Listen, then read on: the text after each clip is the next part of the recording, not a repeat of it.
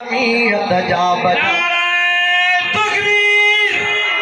जमीयत उलमा इस्लाम जिंदा है। जमीयत नाराए जिंदा है। कल भी जमीयत जिंदा थी। ओ मोरचो